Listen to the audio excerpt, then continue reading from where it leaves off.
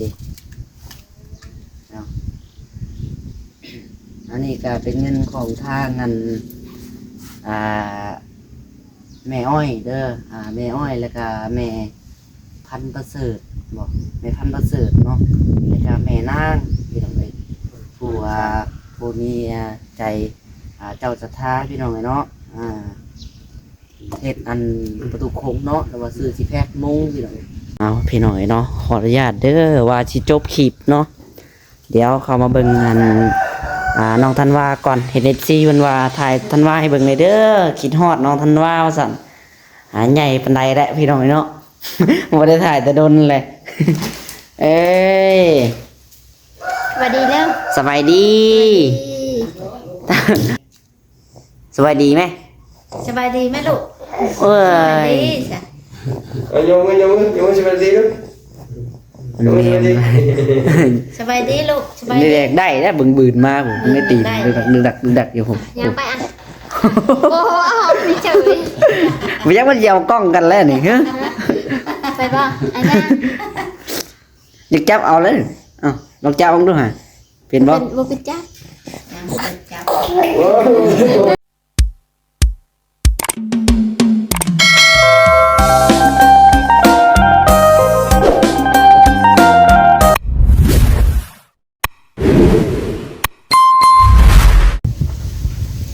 เปิดภาพมามื้อนี้พี่น้องเนาะอยู่ที่เนาะข้างๆบ้านนี่แหละเนาะเอาจังไรก็ได้สบายดีและสวัสดีเนาะพ่อแม่พี่น้อง FC ที่หักแพงเบิดสู่คนพี่น้องเนาะบ่ว่าสิอยู่ฝั่งไทยฝั่งลาวเนาะทางต่างประเทศพี่น้องกันยินดีต้อนรับทุกท่านเนาะเข้าสู่ส่องน้องไซลาอีกเก่าด้วยพี่น้องเด้อมาพบมาพ่อกันในมื้อนี้พี่น้องเนาะทางน้องหลากระไดได้รับหน้าที่เนาะเป็นสะพานบุญให้กับทางผู้หลักผู้ใหญ่เพิ่นพี่น้องและก็มื้อนี้เนาะน้องหลาได้มีเงินพี่น้องเนาะจำนวนหนึ่งพี่น้องแล้วก็สิไปมอบให้กับทางพ่อเนาะน้องหลาสิบ่ได้ไปน้ำเพิ่นดอกเนาะมื้อว่าไปไสพี่น้องก็คือเนาะสิไปซื้อสิแพ็คพี่น้องเนาะซื้อสิแพ็คเข้าไปในวัดพุนท่อวัดชีบุญเฮืองเนาะวัดชีบุญเฮืองวัดบ้านพุทธสว่างบ้านน้องหลาเองนี่แหละพี่น้องวัดชีบุญเฮืองเมืองอุทุมพรแขวงสวรรณเขตพี่น้องเนาะก็คือจุดประสงค์ทางผู้หลักผู้ใหญ่เพิ่นพี่น้องส่งเงินมาให้กับทาน้องหลาเนาะเพิ่นให้ซื้อ10แพ็คพี่น้องเนาะซื้อ10แพ็คจำนวน3ล้านกีบพี่น้องเนาะจำนวน3ล้านกีบพี่น้องเนาะผู้ที่1นี่มีทางแม่อ้อยพี่น้องเนาะผู้ที่2แม่พันธุ์สินประเสริฐเนาะพี่น้องเนาะแม่พันธุ์สินประเสริฐพี่น้องเนาะผู้ที่3แม่นางพี่น้องเนาะแม่นางก็คือเป็นทางครอบครัวทางแม่อ้อยเพิ่นพี่น้องเนาะได้รวมจิตรวมใจเนาะช่วยเหลือพี่น้องหรือว่าทำบุญเนาะบ่แม่นว่าช่วยเหลือพี่น้องทำบุญเข้าไปในวัดสีบุญเฮืองบ้านเฮาพี่น้องเนาะหรือว่าบ้านพ้นสว่างพี่น้องเมืองอุทุมพรแขวงสวรรณเขตเนาะก็คือมีทางผู้หลักผู้ใหญ่ทางน้องหลาพี่น้องเอาจังไรก็ขอขอบใจหลายๆเด้อทางแม่เด้อเนาะขอให้ทางแม่อยู่ดีมีแห้งสุขกายสบายใจขอให้มีแต่ความสุขความเจริญพี่น้องเนาะสาธุพี่น้องเนาะทางน้องหลาก็ได้คำอวยใส่อวยพรกับบ่ค่อยเก่งบ่ได้เนาะพี่น้องเนาะเอามื้อนี้เดียวทางน้องหลาสิเอาเงินในจำนวนนี้เนาะพี่น้องสิไปให้ทางพ่อเนาะพี่น้องเนาะก็คือทางน้องหลาก็สิบ่ได้ไปน้ำเพิ่นเนาะพี่น้องไปซื้อสิแพ็คก็ได้เพราะว่าสิเข้าไป เฮ็ดประตูโค้งถ่าทั้งพ่อเนาะถ้าว่าน้องหลาบ่ไปก็คือสิบ่มีไผดอกพี่น้องเอ้ยเนาะก็คือมื้อนี้ก็มีแต่น้องลาไปเฮ็ดก็ได้เนาะแล้วก็บ่ส่งแล้วก็ทางตะรองเพิ่นพี่น้องเอ้ยทั้งพ่อก็สิเข้าไปซิโนเนาะเอาดำเพิ่นก็ค่าไปงานเนาะค่าไปงานพี่น้องเอ้ยมีแต่น้องลาแล้วก็ตะรองแล้วก็บ่ส่งแล้วก็น้องตุ้ยทองเนาะ3-4น้องพี่น้อง สิเข้าไปเฮ็ดในมื้อนี้เอ้าจังไดก็ได้พี่น้องเนาะเดี๋ยวเอาเงินจำนวนนี้ให้อีฟซีเบิ่งก่อนเนาะแล้วก็สิไปมอบให้กับทางพ่อพี่น้องเอ้ยนี่เด้เนาะ3 ล้านกีบพี่น้องเอ้ยเนาะแล้วก็เพิ่นฮักค่าโอนแล้วก็คณะค่าโอนประมาณไป50,000เนาะนี่เด้พี่น้องเอ้ยพอดีแหละเพื่อใส่น้ำหมอกน้ำมันเพิ่นนำพี่น้องเอ้ยค่าน้ำหมอกน้ำมันเราต้องได้จ้างรถคนไปได้พี่น้องเอ้ยเนาะจ้างรถคนไปเอาเนาะแล้วก็ทั้งพ่อไปน้ำเพิ่นนั่นแหละไปน้ำผู้ที่จ้างนั่นแหละเนาะพี่น้องเนาะเพราะว่าถ้าน้องหลากับผมมีรถมีอย่างซื้อซิแพคกับลงไปเอาผู้ใดพี่น้องอยู่เซโนผู้ใดเนาะบ่ได้ใกล้ๆพี่น้องไกลพอสมควรอยู่ถ้าว่าไปรถนั่นก็ผู้แลเนาะตอนเที่ยงหมูจักจังสิมาฮอดก็ได้เนาะเอาจังไดก็ได้เนาะเดี๋ยวสิเอาเงินในจำนวนนี้พี่น้องเอ้ยไปให้ทางพ่อก่อนเนาะนี่เด้พี่น้องเอ้ยเนาะเดี๋ยวสิเอาเงินให้ทางพ่อก่อนเนาะบ่ฮู้ว่าเพิ่นหารถไผได้พี่น้องเอ้ยเนาะไปเอาสิแพ็คก็ได้ครับสบายดีทั้งพ่อสบายดีตะรองน้ำเนาะ ขออนุญาตวางกล่องก่อนเด้อนั่งพิงแดดนี่แหละเดี๋ยวจะเข้าห่มบ่หนาวบ่กินเฮานั่นจ้ะ เหลี่ยมตา อยากนั่งพิงแดดตัวได้เนาะ อุ่นเนาะตาเย็น กันอยู่ห่มมันหนาว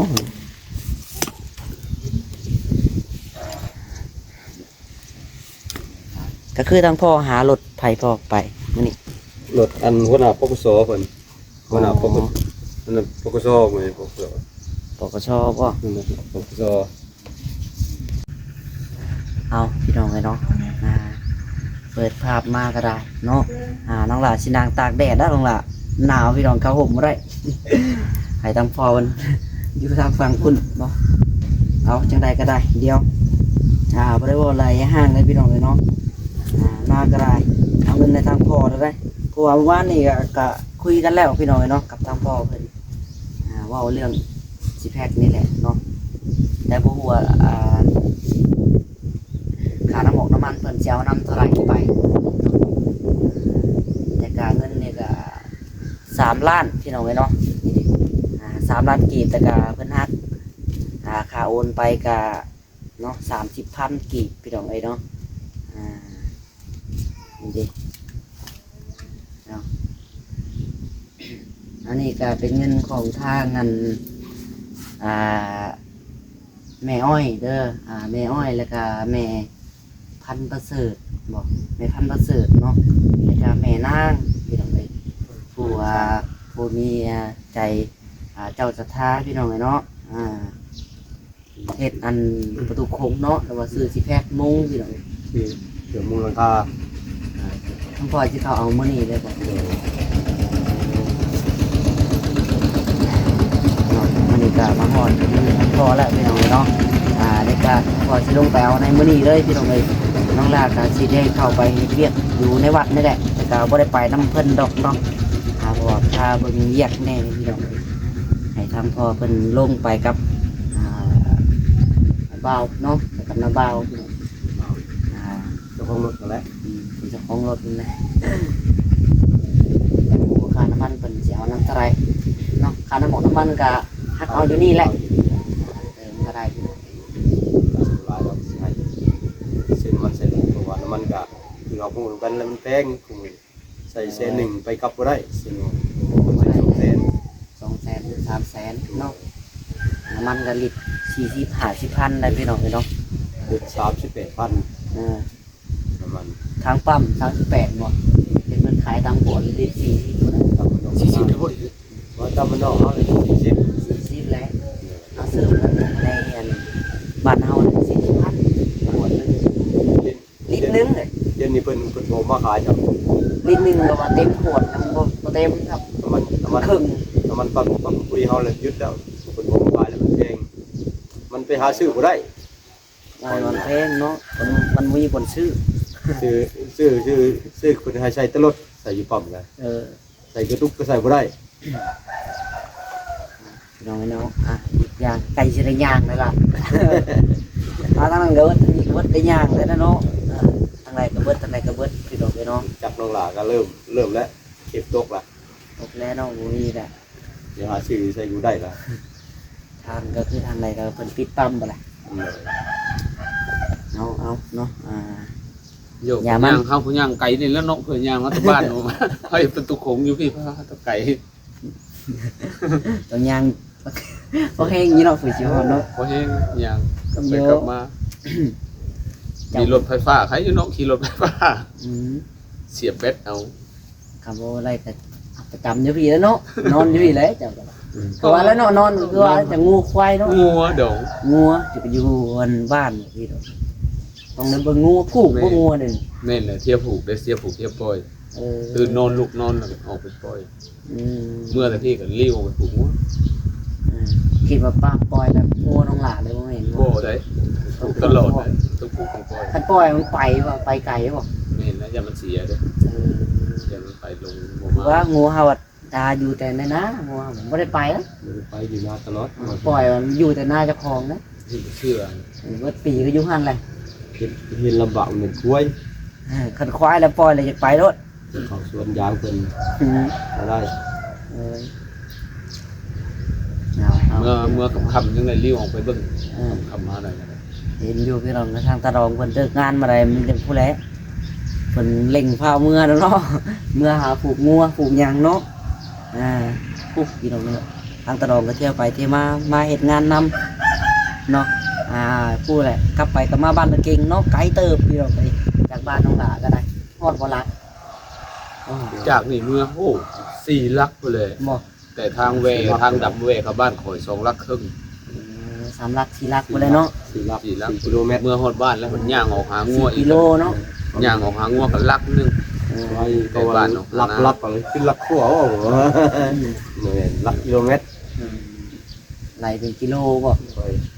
4 กิโลเนาะ 4 กิโลเมตร เนาะเพิ่นเอิ้นว่า4 ลักเนาะ ลัก 4 โลยังไข่ตัวนี้ขี่รถเมื่อมันยกไปเพื่อนออกหาหน้าอีกโลนึงย่างบาดนี่ย่างก็ไปกันมา เอารถไปบ่ได้ตอนนั้นเนาะ บ่มีรถเด้บ่มีรถเด้สมัยรถไถมันไปพุ่นเบิ่งทางรถไถไป มันยากนะเนาะ แม่น บ่เฮาย่างซะบ่ไปบ่เฮาเนาะ เอาย่างเลย รถไทยว่าทางยากเอาพี่น้องเอ้ยเดี๋ยวเนาะเอากล้องมาให้ก่อน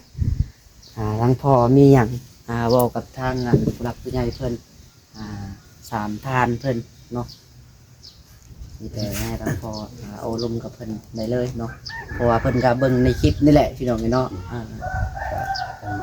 โอ้ยกับผมมียังที่ได้อยากขอบคุณทางผู้รักผู้ใหญ่ที่มาบริจาคซื้อซีแพ็กมุงทุกผงวัดศรีบุญเรืองบ้านพลสว่างในครั้งนี้ขอให้ผู้ใหญ่ทั้ง3 ท่านอันขอให้คนอยู่ดีไม่แห้งความเจ็บจะได้ความไข่บ่ให้มีปรารถนาสิ่งใดขอให้ได้ดังความมุ่งมั่นปรารถนาได้ก็ให้กล้ามาได้ในของที่ว่าเรื่องคำแก้วกับอะไรมากขึ้นน้ำแกงเด้อแม่เด้อจะได้บกกันให้คือน้ำในทะเลเฮ็ดจะทานไปแล้วบ่ให้สูญเสียเปล่าเงินบาทก็ให้ไหลมาเงินดอลลาร์ก็ให้ไหลเข้าในกระเป๋าเจริญอั่งไปฝากข้างที่ละแสนหมื่นล้านทานแล้วให้แม่ห่างมีเด้อสาธุ พี่น้องเนาะเนาะก็คือเนาะเรื่องยอดโซฟาพี่น้องไงต่อยอดเรื่องยอดโซฟารับบัตรนี่เนาะ เด้อ เห็น FC เพิ่นเม่นมาอยู่เนาะเพราะนั้นก็ว่าอยากซอยพอดีก็อยากซอยเนาะยอดโซฟาตัวน้อยนี่เพิ่นว่าราคาเท่าไรน้องล่ะพี่น้องเนาะ ข้าวไปน้อยก็ 3,000 3,000 เกี่ยวกับ3,000เป็นว่าจะใส่6ยอดใส่คนละข้างในตัวหมอกน้อย 3,000นี่มีทั้งอ่านมีทั้งหยังเลยบ่ อ่านต่างหาก ฮะ อ่านต่างหากอ่านเน็บยอดแล้วต่างหาก อ่านนี่ตั้งหากบ่ โดย คันอ่านนี่เท่าไหร่ อันหนึ่ง5,000อันสุด1,500สุดหนึ่งมันมีเน็บได้3ยอดคือว่ามันจะใส่3ยอดเหรียญแต่ 3ยอดเรียนใส่คนละ2ข้างก็เป็น2อัน ปกติอันรวมๆมันก็มีทั้งยอดแล้วก็อานเนาะมันยังเฮ็ดมันยังประกอบกับกันได้ว่านี่บ่ โดยประมาณนี้แหละ อืม เพราะว่านั้นเห็นเฮาสิมาเฮ็ดเองมันก็บ่เข้าบ่งาม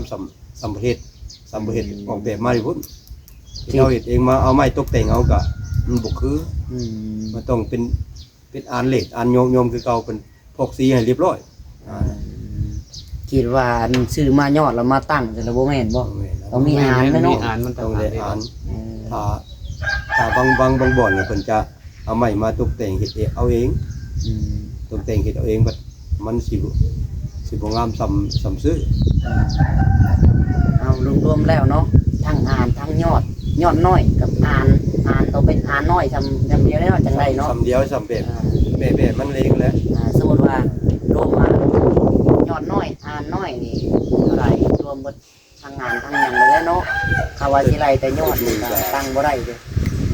สุดหนึ่งไล่เป็นสุดเลยนะ ตกอยู่ 14,000สุดหนึ่ง3ยอดเด้สุด3ยอดตกอยู่ 14,000เพราะว่าอ่าน เพิ่นขายเป็นสุดบ่ โดย 14,000 โดย คิดว่าอันแบบซื้อมาแล้วยอดไปยอดมันบ่แม่นบ่ มัน เพิ่นขาย ยอ เป็ ด นสุด เอายอดมันยอดพยอนมันแหล้วเป็นยอดยำ3,000เนาะยอดหนึ่ง3,000มันตกอยู่3ยอดต่อเพิ่นจะคิดว่าจะเอาทั้งอ่านพร้อมกับประกอบอ่านน้ำ อืม อ่านแล้วก็ซื้อทั้งอ่านก็ได้ ถือว่าอ่านในจังหักเนาะ โดยอ่านราคาทั้งคือมันเอาแต่ยอดก็เอาได้แต่ยอดนั่นแหละแล้วก็สิมีทางบ้านสิมีวิธีการนั้นสิเอาไม้บ่เฮ็ดเอาก็ได้เฮ็ดไม้แล้วเอาพกสีเอาก็ได้สมมุติว่า แต่ก็บ่งามซ้ำประเทศนะเนาะ ทำไปแล้ว มันก็พอตั้งได้อยู่ดอกเนาะแต่ก็บ่คัดบ่งามซ้ำซื้อแล้วเนาะ ต้องไม่เอากันเนาะก็บ่งามสำซื้อมันซื้อมันมากวบจังราคาคึบแล้วก็เอาขึ้นเป็นเน็บๆจะรถ อืม เวลาวางอันเนี้ยลบเรื่อยๆแล้วก็เตะเอามุมลบของมันแล้วก็ไปสั่งเป็นอาหารไปสั่งเฮ็ดอาไหนอาหารเป็นอาหารโยมเด้อาหารลุมโยมเป็นประเด็นให้เลยแล้วก็พวกสีเงินสีทองให้พร้อมมาเฮาโจมมาแล้วก็วางกึบสิลบเลยก็เมื่อได้สิเอาบุญยอดสภาพขึ้นก็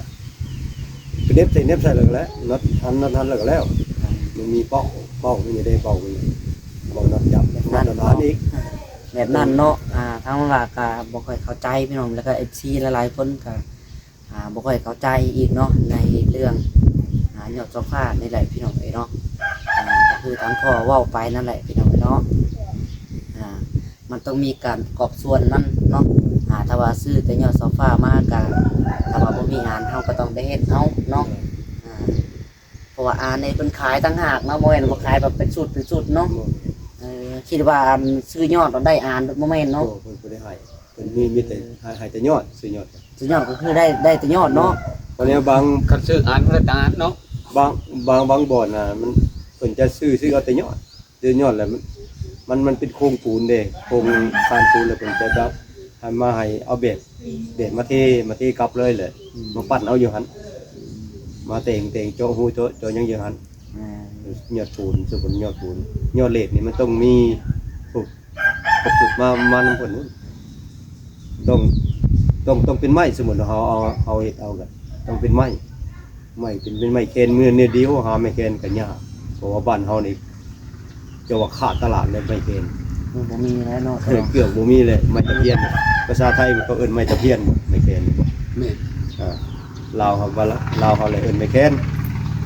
บ่มีแล้วใหม่ตัวนี้เนาะ ไม้แคนหายากแล้วเห็นไม้จิกไม้แดงนี่พอได้อยู่ปัดมันสิบ่ยันบ่ทนบอกจำเต็ม พี่น้องไอ้น้องก็คือถ้าซื้อแต่ยอดก็มีแต่ยอด 3,000 เนาะราคาคันอ่านนี่ 5,000 บอก 5,000อ่านหนึ่งตัว 5,000 อ่านหนึ่งมันมีอยู่3ยอดบอก 3ยอด อ่านหนึ่งได้ เด็ด3ยอด พี่น้อง เห็ พี่ น น้อ อ่าง นตัวน้อยเห็นอ่านตัวใหญ่เลยสามารถเน็บได้5ยอด5ยอดเดี๋ยวเขาจะเอาขึ้นจะโจมใหญ่แล้วปันระยะห่างก็ได้อยู่ปันระยะห่าง อ่านใจนี่ 3ยอด อ่านใจ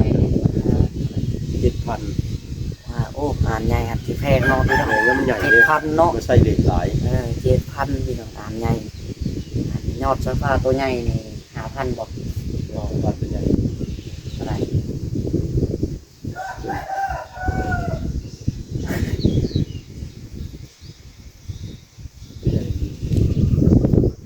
ตัวนึง5,000เนาะแม่นแหละ 5,000นะวะ ตัวนึง5,000 ลืมแล้วพี่น้อง มัน เนาะ โทรถามมันแต่โดนแล้วเนาะ เพราะว่านับ อยากเริ่ม น้ำห่านก็ที่ทำนั่นแหละเนาะ โดย เพราะว่าถ้าทูถามตับห้างได้พี่น้องเนาะ เดินตามทาง แต่ก็บ่ฮู้ว่าซีแมนตะไปเพิ่นปรับเปลี่ยนบ่จักเนาะเพราะว่าน้ำมันนี่ไหลขึ้นนี่จักอยู่เพราะว่าตะกี้เฮาก็ถามเลยรถเติบแล้วเนาะ มันจะเพราะ เอ้าใส่พี่น้องเนาะ เปลี่ยนแปลงเป็นคู่มือ มันเปลี่ยนแปลงซุมื้ออยู่แล้วเนาะคันเอาบ่เฮ็ดเปลี่ยนแปลงบัดน้ำมันบัดเอาเที่ยวไปที่มาบัดแพงได้พี่น้องเนาะน้ำมันบัดแพงแถมบัดได้น้อยอีกบัดเพิ่นบ่ให้ใส่หลายอีก เอาเนาะพี่น้องเนาะโอเคสำหรับคลิปนี้ก็ได้เนาะน้องดาวสิขอตัวไปก่อนเนาะจังได๋ก็หยุดมีแฮงเบิดสุขสู่คนพี่น้องเนาะเอาสบายดีแม่ FC เบิดสุขทุกคนนะพี่น้องเนาะ สบายดี สบายดีเอาพี่น้องเนาะขออนุญาตเด้อว่าสิจบคลิปเนาะเดี๋ยวเข้ามาเบิ่งงานน้องธันวาก่อนเห็น FC เพิ่นว่าถ่ายธันวาให้เบิ่งเลยเด้อคิดฮอดน้องธันวาว่าซั่นใหญ่ปานใดแหละพี่น้องเนาะ บ่ได้ถ่ายแต่โดนเลย เอ้ย สวัสดีแล้ว สบายดี ท่านว่า สบายดีไว้ สบายดีนะแม่จับมือสบายดีลูกสบายดีแม่ลูกสบายดี ยังคิดดื้อคือเก่าพี่น้อยเนาะ น้องธันวาเพิ่นเรื่องความในสุดยอดเนาะปินปับโลดน้องธันวาเนาะนี่ผู้ดองเยกเลยนะธันวาเจ้าโตเกตหน้ามืดก็ดอกบ่ว่าธันวา ทำมืด ถ้ามืดบ่ ช่างกันนะตะชูโอ้ยนี่ตะชูไอ้นี่บางทีกล้องมันง่ายให้งามเลย ยากอีกมาอยู่ โอ้ ดึกดักอยู่เลยพี่น้องเนาะ คืนเมื่อคืนมันเป็นห้องคืนว้าว หายเอาคืน ตื่นทุกคน แนวให้เด็กน้อยผมเคยให้เป็นให้แท้ๆเนาะเอาอยู่แหวกอยู่พี่น้องนี่อิหยังมันว่าเคยเห็นว่านี่อิหยังนี่สบายดีไหม สบายดีแม่ลูก เอ้ สบาย ย ดีจ้ะ ยังสบายดีลูก สบายดีลูกสบาย นี่ ดี แรกได้แล้วบืนมาผมไม่ตีดึกดักอยู่ผม ยังไปอ่ะโอ้โหเอาหอมพี่เฉย ไม่ยักมันเยาวกล้องกันแล้วนี่ฮะ ไปบ่อันนั้น อยากจับเอาเลยลองจับเอาดูฮะเป็นบ่ เป็นบ่เป็นจ้า อยากได้เลยอยากได้เลย ยังโดดขู่โดดโอ้ยว่าที่คานคุยเจ้าคานเป็นเนี่ยถือว่ารีบร้อยเลย อยากโดดคุบของหมูเลย อย่างละ ย่างแล้วบ่ ย่างตันวาบ่ตัวชิ้นย่างบ่เอาซะพี่น้องโอเควันนี้เดี๋ยวหากินข้าวกินน้ำก่อนนี่แหละอาหารเช้ามื้อนี้เนาะ ไอ้ลูกพึ่ง ขัวซีนกับไข่ผึ่งบ่ ไอ้พึ่ง เมียผึ่งพี่น้องเนาะ เอาวันนี้ขอ พึ่งเงิน ขออนุญาตพี่น้องกินข้าวกินน้ำเลยค่ะขอตัวไปเวียกไปบัดนี้เนาะ